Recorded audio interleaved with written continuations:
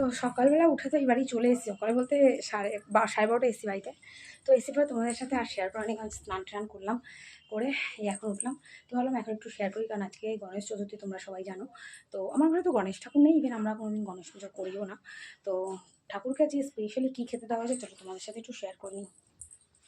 এই যে এনাদেরকে খেতে দেওয়া হয়েছে কি দেখো, গণেশ নেই তো কী আছে, একটা লাড্ডু তো দেওয়া যায়। লাড্ডুটা না অনেক বড় বেশ, এই যে লাড্ডু, আর এই যে কলা পাতায় মোড়া মিষ্টি, এগুলো কলা পাতায় মোড়া মিষ্টি। দেখো চুচুড়া থেকে আনা। তো তোমরা তো জানোই চুচুড়ায় সূর্য মোদক যে মিষ্টির দোকান, ওখান থেকে নিয়ে আসার সময় নিয়ে এসেছি যে আজ গণেশ চতুর্থী, চলো ঘরে ঠাকুরের জন্য নিয়ে যাই।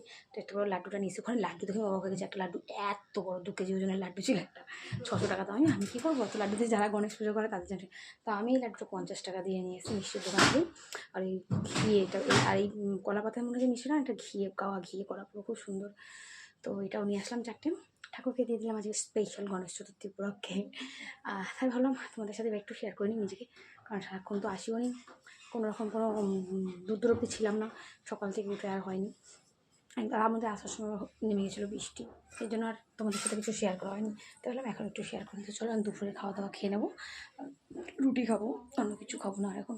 তো কত যাই, পরে আবার আসবো।